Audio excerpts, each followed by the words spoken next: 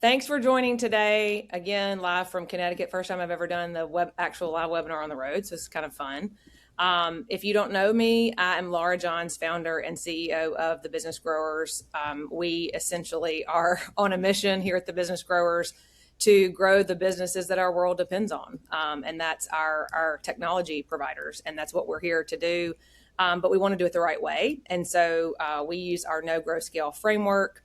If you've ever been on one of these, you've heard me say no grow scale before. Our team is building the system that grows your recurring revenue, and we're on a mission to make sure that you're not going to be the one that has to run it if you're a founder or CEO. We want to make sure that you have an engine behind you. So I want to introduce somebody who has a very critical role in my business right now, and if you are a client of ours in your business right now.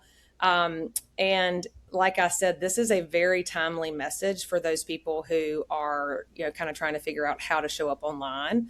Alyssa Bateman, welcome to the live webinar. She joined our team last year to lead our AEO SEO efforts. We're going to talk about the difference between, if you're like, please tell me about this. Alyssa is based out of Utah. She's the mom of twins and has been doing agency and SEO work for the last 15 years. So Alyssa, if you don't mind, just introduce yourself and tell us kind of the importance of why right now for this conversation. Yeah, so my name is Alyssa. As Laura mentioned, I'm based out of Salt Lake City in Utah, and search is just really changing right now. Hang on, The sorry, traditional guys. Sorry about that. Sorry, I was having some audio issues. Go ahead.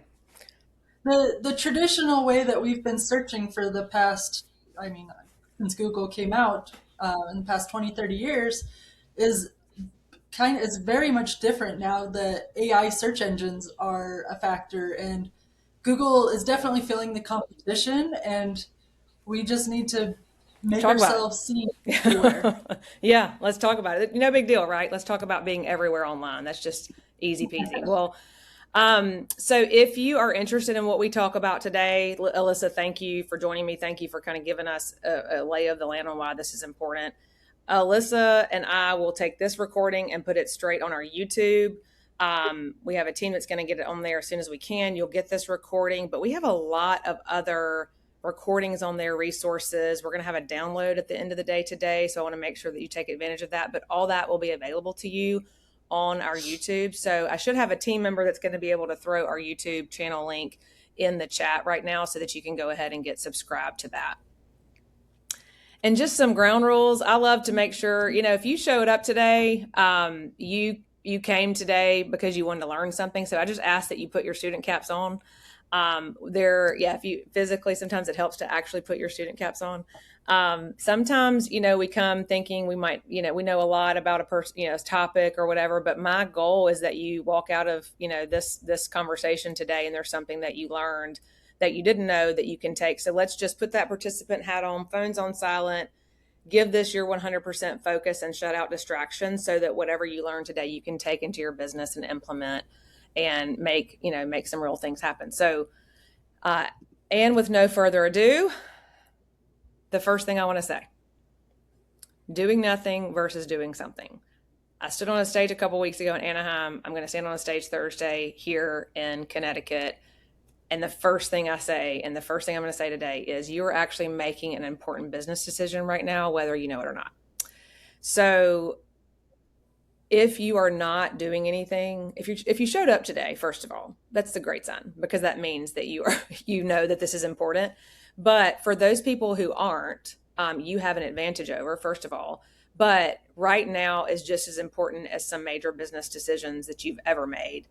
Is the decision about what you're going to do to be found in AI search engines. So I commend you for being here. And we're going to start with SEO versus AEO. You've got lots of different new, terminology, and none of us are, if you are in the IT, telecommunications, MSP world, this is probably not the thing that you're waking up every day, studying, but SEO, the difference between the two is just a good way to start. Alyssa, I'm going to try my best to kind of give the very high level version because that's as deep as I get, and then let you kind of add any context. But how is it different?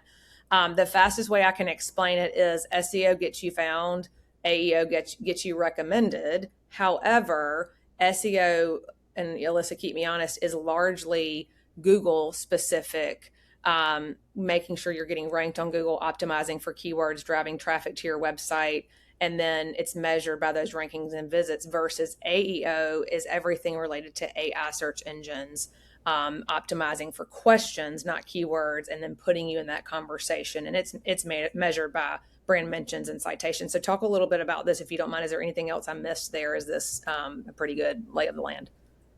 That's definitely a great lay of the land. And people might hear different terms for AEO. One of them is GEO, and Yep. then LLMAI. They're all the same. It's Okay. the industry just couldn't agree on a term for a long time, but AEO seems to be the clear winner. That's right. And LLM being language learning models. Yeah. That's all. That's a collective way to talk about all of the AI search engines, essentially. But we want to make sure that, SEO is a good foundational part of this, but we want to make sure that today everyone knows that we're shifting our focus toward how to get cited in AI search engines, right? Mm-hmm. Right. Okay. I made this little graphic last night. It's not beautiful because my team had already prepared the slides that were beautiful. This one's not, but I think this is very important. I talk to a lot of people who say, especially in technology, IT, who say things like, I don't need a website, I get my business on referrals, or something to that effect. And I just want to draw this illustration for you right now, because a referral from 2006, 20 years ago, usually required, somebody referred you, then you made a phone call, then you did a meeting in person a lot of times, or a call, and then you signed the contract, and then business is done. That was 2006.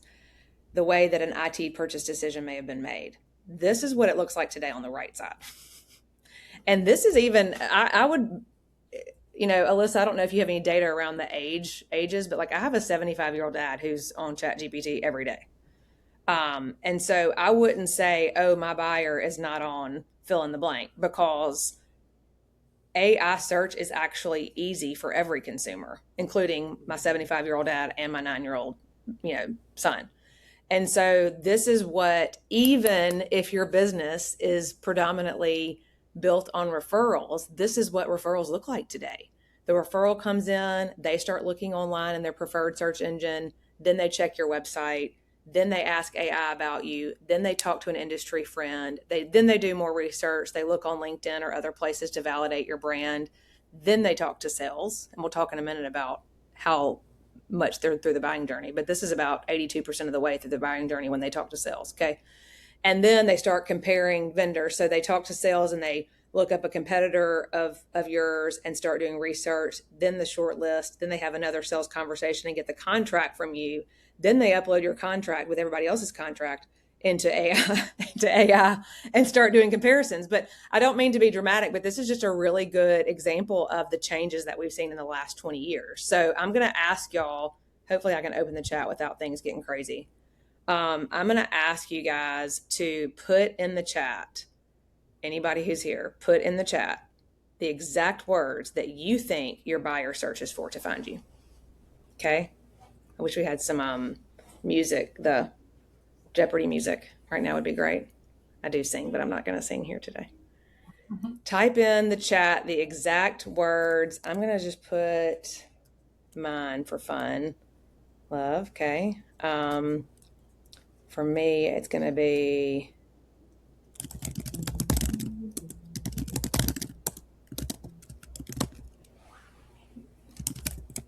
okay. All right. Love it. Oh, love it. Love it. Best. Good. Okay. Great. I love this. All right. So we're going to do some, we're going to play a fun game in a minute, but I love this. Okay. So I want to show you this. If you've ever done any, content with me or seen any content, you've seen this before, because I want us to think about right now the way that your customer is asking questions, right? I did see some interesting questions. It was a great, great, like a full question mark. Depending on who your buyer is, most likely a CIO or, somebody at that level is probably not doing a whole lot of the research. They've handed it off to somebody, or maybe a busy, IT director is your buyer. How are they searching? We got to think about the way our people are searching. And sometimes, I've said this a lot before, but sometimes if the person in a small office that's doing research is, for example, an assistant to the CEO or an administrative person, then she probably would say the word phones and not voice over IP, right? So you've got to think about the way that she's searching. In the same way, you just need to think about, if you haven't done this exercise internally, you would definitely want to do this as a team. But let's think about how our buyer decides. A lot of marketing campaigns are built around the guy that's on the far right. And this is a perspective shift that we've got to make, especially when we're thinking about AI search and how to make sure we're ranking. We don't need to assume that our buyer is ready to buy, and we don't need to build content around that. So when you look at this and again, do this practice internally with your team, it'd be really wise to go through and take this graphic and think, okay, what's he asking on the far left? What's he asking in the middle? What's he asking on the far right? And if you've got different people who are making purchase decisions, ask those questions. Another great pro tip that I love is go pull call recordings if you record calls, sales calls. Molly on my team, she's on this today, and she knows I'm grabbing all those transcripts because I want to know what they're asking. So one, we can have an answer for it, but that we can be producing content around that. And today's webinar is a question that a lot of people are asking right now, which is why we're creating content on it, right? Okay, so Alyssa, show them let's talk about this. This was a fun slide to put together, but show them exactly, what's coming back these days. When somebody is typing this, whether it be, this is a sample for Google, but I'd love to kind of get your take on what's happening with Google right now. We know some big things are happening, so let's talk about it. Yeah, so if you've ever done a Google search today, which I'm sure most of us have, you will probably notice that the links that you're used to, the 10 blue links you're used to, aren't showing up at the top anymore. Google's own AI is taking up the majority of the page above the fold. And in the back in the day, we used to say nobody scrolls to page 2 of Google for results, and now it's changing to nobody even scrolls down for period. Yeah, there's no scrolling. Yeah. And so if you're not mentioned above the fold in that little AI search, or the other thing that comes up quite often is the local search results that they'll show at the top, then your customers probably aren't scrolling much further to find your website. And so it's really important to claim all the spots at the top of the search results as you can, which is AI overviews, the Google business profile map packs, and then even sometimes Google will have like people also ask answers that show up pretty high. And all of the AEO tactics we talk about today will help you show up in that above the fold search area. Yeah. You just mentioned local, so I want to speak to this real quick before we discuss any further. But for those people on the call who are like, well, I'm not a local business, so I don't need a local GBP, Google Business Profile, or I don't need local anything. Can you just speak to that a little bit? I know this is not on our discussion points, but you just said that, so I wanted to bring that up. Yeah, so even if you serve a large region or even national, search builds upon itself, and Google will look at you to see if you have authority in certain areas before they'll serve you nationally. Right. And so you really have to dominate. You have to dominate your hometown, and then you can dominate a region. And then once you accomplish that, Google will start showing you alongside national providers. That's good. It's just too difficult to jump right into the national competition without building up that authority and trust among consumers in your area. So just like, for a lot, let's just say you're selling voice service, and, we know that Ring Central, for example, has a lot of authority because they're huge, and whatnot. So we don't just jump straight to, or it's almost like, you don't ask somebody to marry you on the first date. The same way that this is how we treat Google too. Like, you've got to build that authority locally, or it's never going to recognize you beyond your local market. So really good feedback there. So this is another, I think, great kind of example. I just posted this on LinkedIn a few weeks ago, but the 10 blue links, they're going away. So Alyssa, tell us kind of what this slide reflects in terms of search volume and what people are searching for, because this example on the right tells you exactly why it's important to know who your buyer is and what they're asking, right? Yeah. So at Google's conference earlier this year, I mean, everybody could see it coming already, but they officially confirmed they're burying the 10 blue links in the search results. They Yeah. won't go away completely, but as you've already noticed, the real estate at the top of the search results is moving towards Changed. their AI agent, Mm-hmm. Mm-hmm. which means you have to appear in those results if you want people to find you and trust you. Mm-hmm. Um, so yeah, it makes it more important than ever which brings us to like how people are actually searching. As we asked before, what do you think people are searching for your business? And most people Mm-hmm. said MSP, but the Mm-hmm. average person, like especially if the CIO has their secretary or assistant Right. Depends on searching, who's searching. Yeah. depending on who's searching, they're not searching for MSP. That's a very internal industry term. They're Yeah. searching more for IT support, IT Mm-hmm. support company. And so you might call Yep. yourself an MSP, but Mm-hmm. is your customer calling you that? But because as you Mm-hmm. can see from the graphic, almost three times, like IT support has almost three times as many searches as MSP type searches. Yeah. So this is like a sample of monthly search volume for these type of words. So I think this is really important for those people that are listening that may have a very specific problem they solve that no one else solves, because this is where high quality, high intent opportunities can come your way if you do differentiate yourself, which we're going to talk about in a minute. A lot of people say, "Oh, well, I'm not, I can serve anybody, or anybody that owns a business, I can serve." Well, those people that own those businesses are searching for unique business problems. And so that's where that uniqueness of the problem you solve can be really valuable in search engines like this.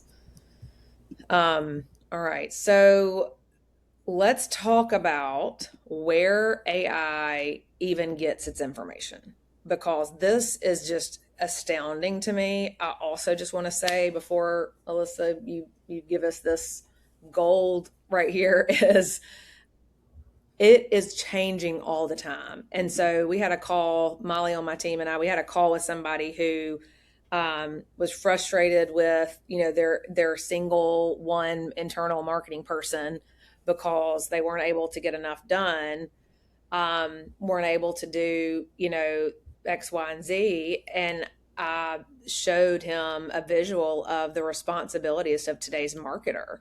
And I say this because, we're building a team to accommodate all of these things that our clients need. But this is changing all the time. And if you have, one marketing person that you're trying to have them do more AI, then that, you still got web development, graphic design, graphic design, you've got social content, and so AI to me is a new kind of, you know, factor in a marketing mix for sure, but it touches everything. So this will probably be changing in the next couple of weeks. I don't know, months. I don't know how long it takes. I don't know how long this has been. This is January 2026 data, but this is where AI is pulling its information from. So speak to this a little bit, Alyssa, and tell us more. Yeah, if you look at the top sources that AI is pulling its citations from for its answers, you see Reddit, LinkedIn, Wikipedia, YouTube, Medium, Facebook. The one thing you'll notice is it's not any business website.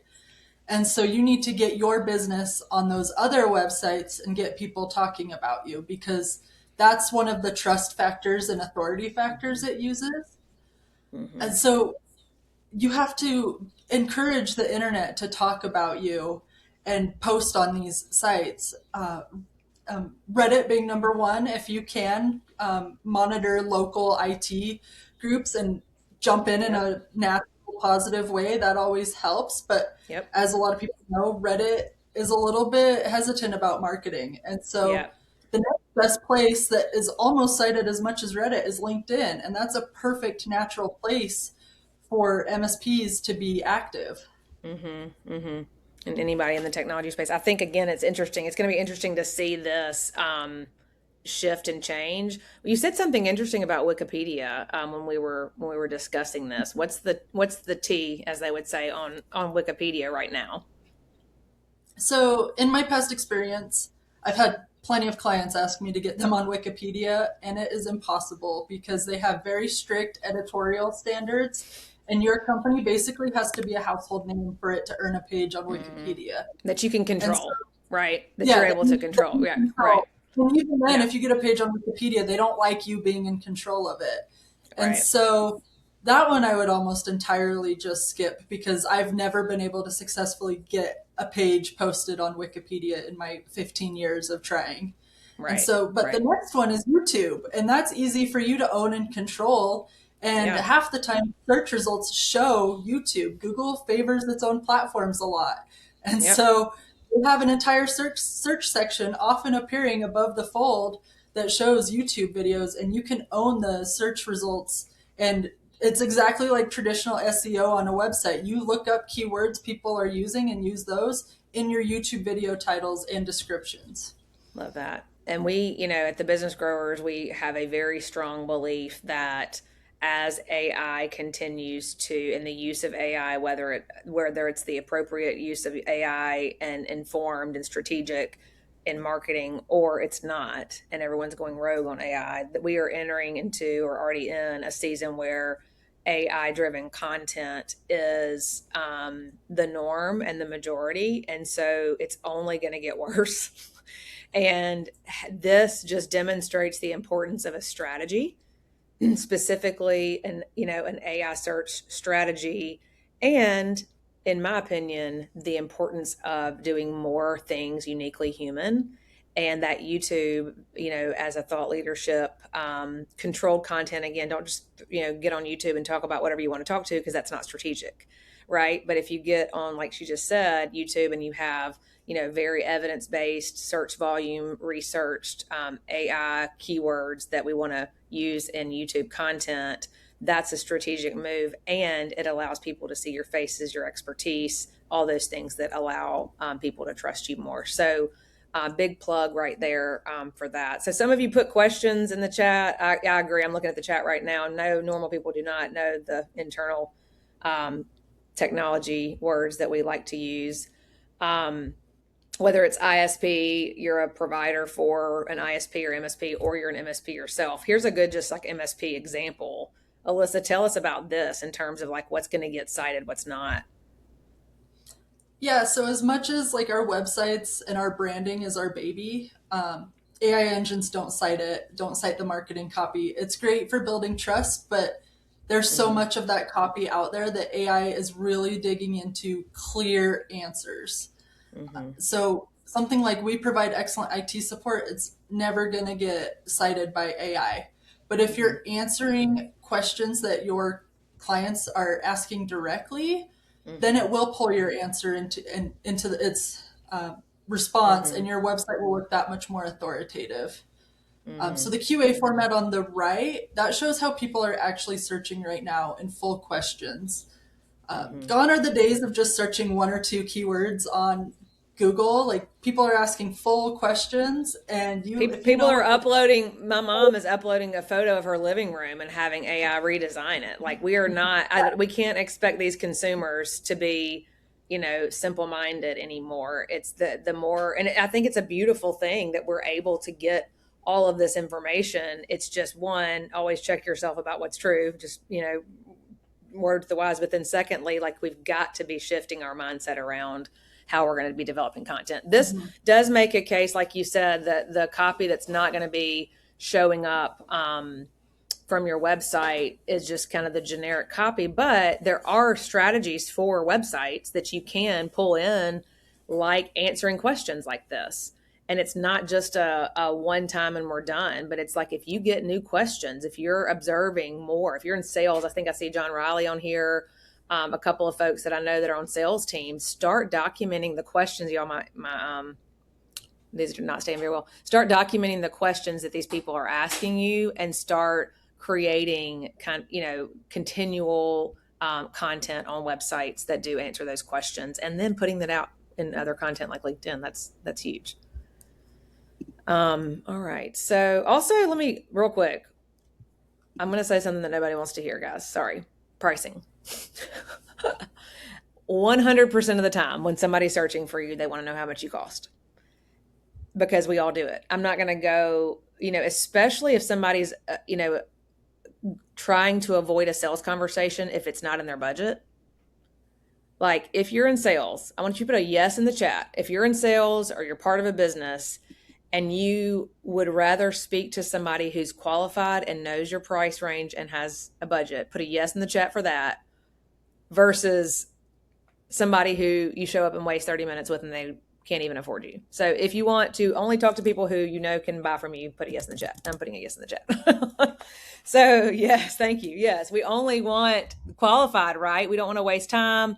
Qualified, especially from the standpoint of people who are able to buy from you. And so if you're able to, you don't necessarily have to put, Alyssa, you can correct me here, but you don't have to put the exact price, because we know that it depends, right? We know there's a range. But what could you do as an example of how to get those questions to surface with AI? If you just give a price range, that helps people qualify themselves and go into the conversation knowing what to expect.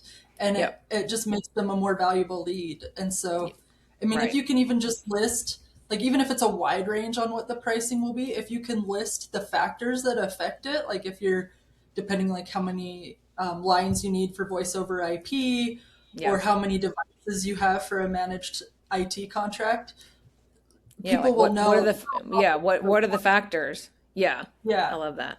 Yeah. Yeah. We're selling software, not luxury cars. I love it. Yeah. I even love like a build your own. Like, if they want to build their own, let them build it. Right. And I, kind of going back to our guy earlier, this is just a good time to have the conversation, is remembering the content that we're creating, um, the specific content around pricing that actually does typically apply to this guy on the far right. Because if we're getting down to pricing questions, then we probably are getting closer to ready to buy. What we tend to do sometimes in marketing is, we're building a marketing campaign and everything we're doing is sending emails to a stone cold list. This guy on the left, stone cold. We're sending all these emails or, these things to this stone cold list of people on the left that don't even know who we are. And, we have not done the work to inform, teach, educate, and we build our entire marketing strategy around just that 3% that's ready to buy.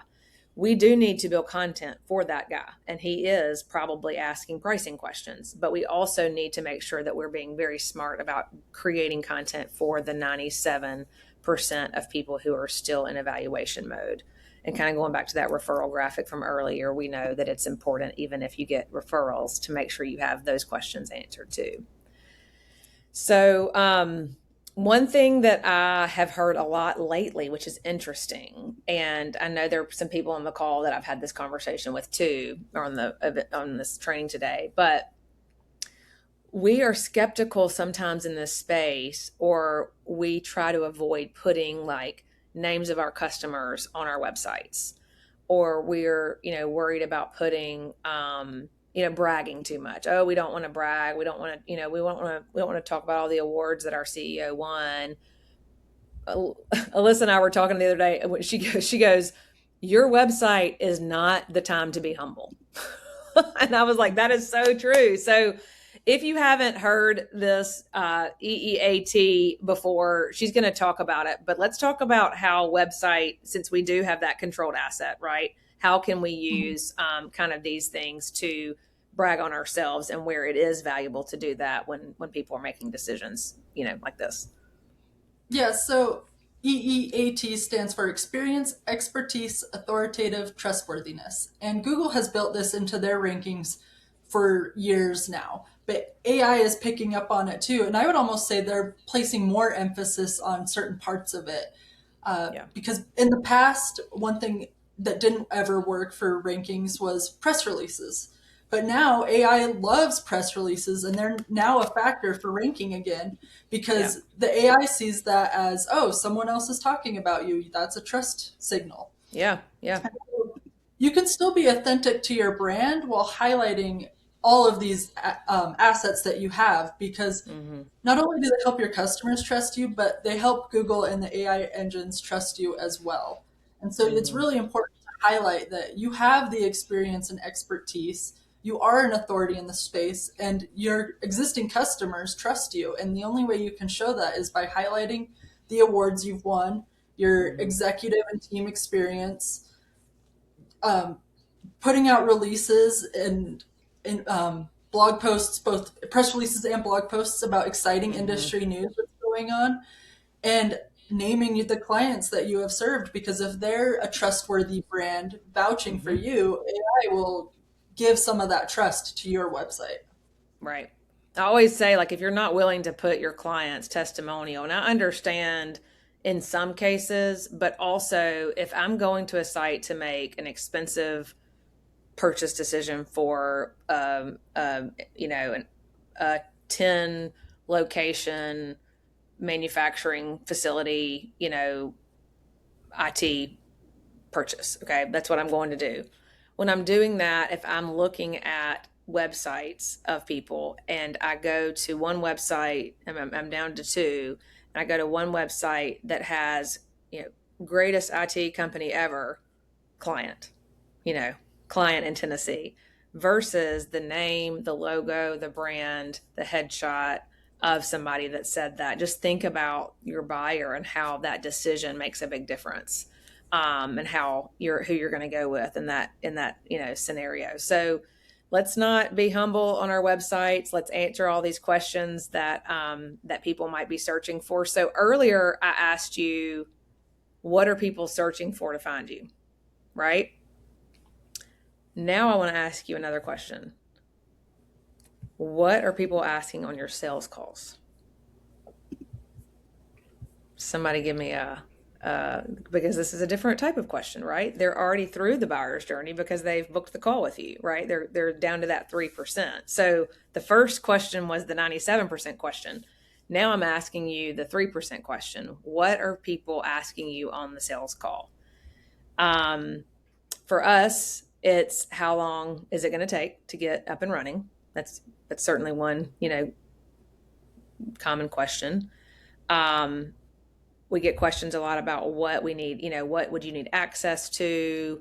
How long do our executives need to be involved? So give me some, I don't see anybody dropping anything in the chat. So maybe y'all don't get questions on sales calls. So that's amazing. If you don't, maybe you're answering everything on your website. But if anybody has questions that they're getting on their sales calls, I want to know, because I think that's an important thing to audit, an important thing to do it, like I said earlier, like a gut check every 90 days or so. If there are fresh new questions, then those are great questions to add to the chat. My chat may just be behind. Okay, here we go. Love it. Love it. Yeah, very specific. Yeah, good. Love that question. All right. Well, since no one else, I would love to get a couple more questions if y'all can throw them in. How much? Yep, exactly. Thank you, Wellington. So this is just my challenge to people who want to stay generic, want to cast a wide net, want to be everything to everybody. We are no longer, that's a good question, Catherine. How is what you do different from XYZ competitor? How are you sure this is going to work? Do I get a discount if I have multiple X number of, devices? Those are questions that we want to make sure going back to, yeah, what's the process? What's the transition? I love that. So all those questions need to, one, be created and fit into structured content. But also that differentiation, Love this AI question. Good. I'm glad that you are getting that. AI platforms. Do you recommend how to advise how to use AI and regulate AI? Yes, in your technology businesses, making sure that people aren't using AI incorrectly. That's huge. So all of those questions we want to put and can have control over that type of content. But the more specific, the more specialized, the more unique. How, Alyssa, let's talk about that real quick. Like, how does that play into AI search today? Like, what, let's talk about these things that are important and why. Yeah, so AI specifically looks for like if somebody asks them a question, they're going to review websites to see who is specifically answering that question. And the Yep. easiest way they can do that, and you can show them you have the answer, is to use questions directly on your website as Mm-hmm. much as possible, either in a frequently asked questions section at the bottom of the page, but even throughout the content. Your headers should be a question, and then you answer it and Mm-hmm. talk about how your service provides the answer.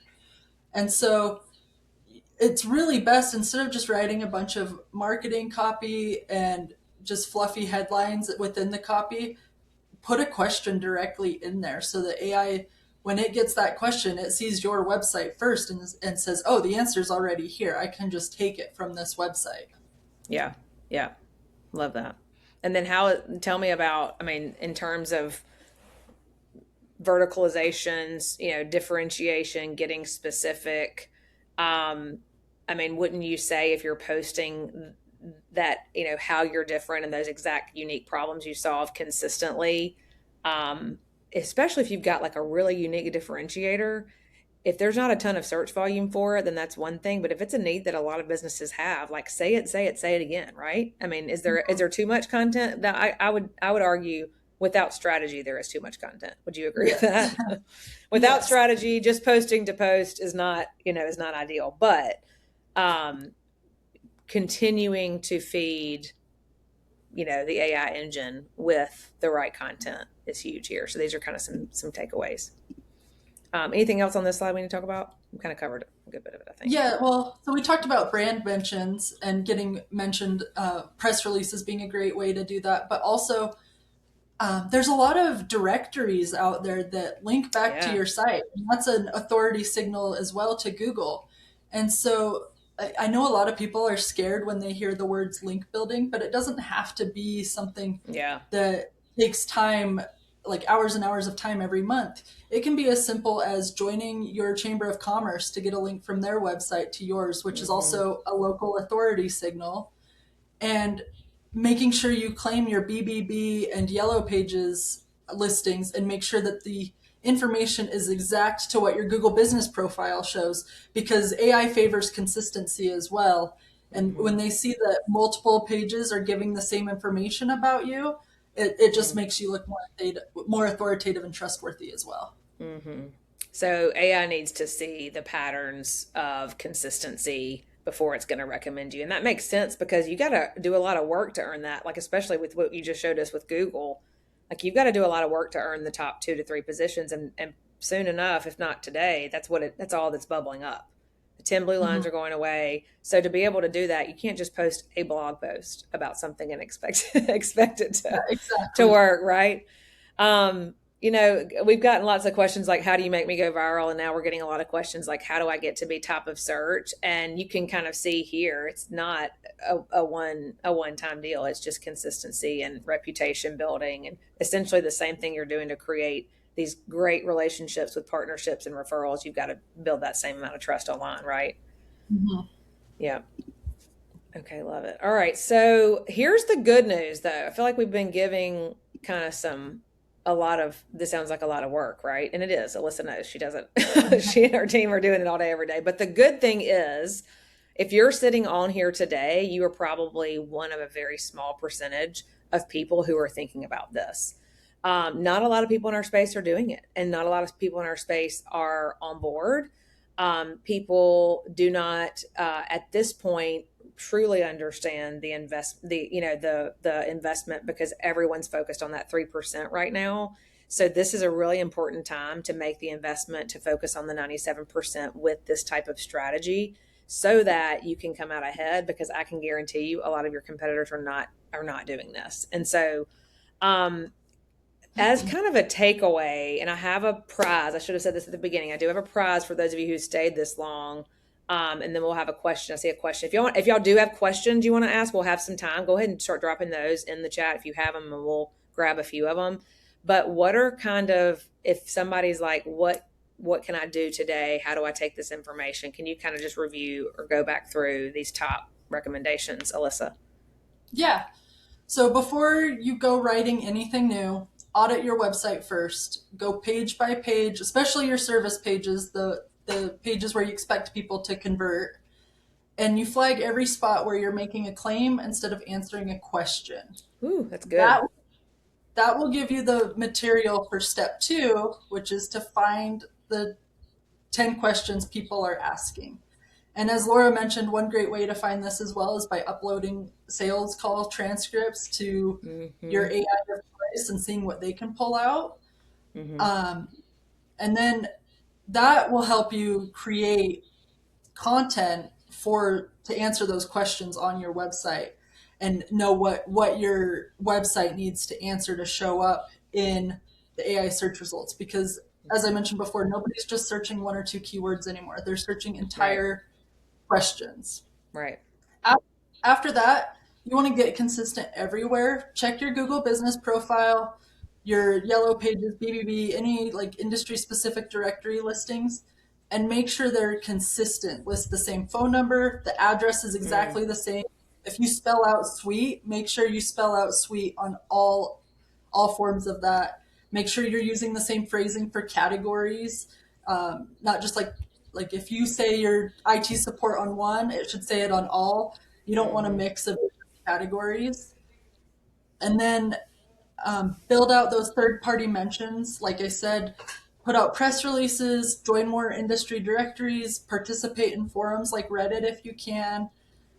It's a lot of SEO work is PR work. I actually started in public relations, PR. and Yep. yeah, It's coming back, making a comeback. I love it. Never went away, really. No, so I just pivoted because I enjoyed the SEO work a lot more, but so many of it is public relations and reputation based. And then after that, just measure, see what's working. And it can be as simple as just typing in questions to different AI search engines and seeing what comes up. Or even if you're not coming up, see what competitors are coming up, who is coming up, and what are they doing differently than you are. That's good. And then copy what they're doing straight up. Just, I mean, obviously differentiate it to yourself, try and make it better. But if they're answering certain questions that you aren't, like, definitely add those to your site.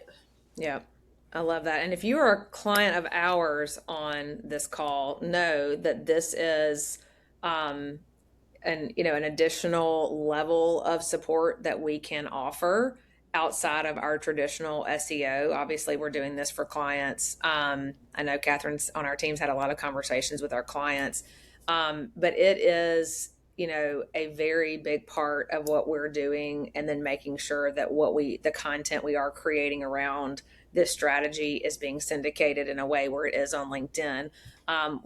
People have asked us about paid Reddit, so I did want to bring that up. I don't believe, and this is just my opinion, that paid is the way to go. I think that it is time spent in Reddit. Maybe it's 15 minutes a day if you're an executive, to be able to go put, like Alyssa said, some positive things on Reddit, not negative. But I think that's a good use of time as well. But this is something we're doing. If you have questions about it or interested in us doing it for you, adding this kind of to our scope of work for you, we're happy to do that. Also, if you are listening today and this sounds like something you want to do and you're not a client of ours, of course, I'll have a QR code for you here in just a minute. But we do have a link so you can grab, just if you need to do a checklist internally or take this to your team and say, hey, how are we doing? We offer a checklist you can download. So Adara, Anum, somebody on our team is putting this in the chat right now, so you can grab that. Make sure you go ahead and do that, just so you kind of know where you stand in terms of, hey, are we doing this now? And if we're not, then, or if you don't know, then that's certainly something you need to ask, or ask us, or, feel free to reach out. And then Molly on our team, she's awesome. She is actually going to be taking the time to do a growth gap assessment, which is something that we've been doing the last couple of months, that takes some of these things that Alyssa is talking about today, in terms of what are people searching for to find you, and how are you showing up. So we actually, in this growth gap assessment, will show you, here are the questions that most people are asking, and here are the things that your site doesn't answer for yet. So she actually would be able to show you, there she is, she said, "Heyo." She would actually be able to show you on this call what those things are in a growth gap assessment. We're happy to do that as well. Make sure you grab the checklist. You got some friends on there, Molly. And I do see just one question. Y'all feel free to add any other questions, but one of the things that was asked, since we do have a little bit more time, is how do we measure any of this? How do we know if it's working? Obviously, we did have a client week before last that was able to share with us a $150,000 deal that they were able to get from AI. They had another, I think, pretty good sized deal that came from a Google search. This happens. This is the stuff we get excited about here all the time, that we're getting to do for our clients. But talk about that. Like, how do we know? Can we always know? Talk about that a little bit as we close out, if you don't mind, Alyssa. Yeah, so as I mentioned before, one of the best ways is to just start using the AI tools yourself to search questions that you answer, or Yeah. even service providers in your area.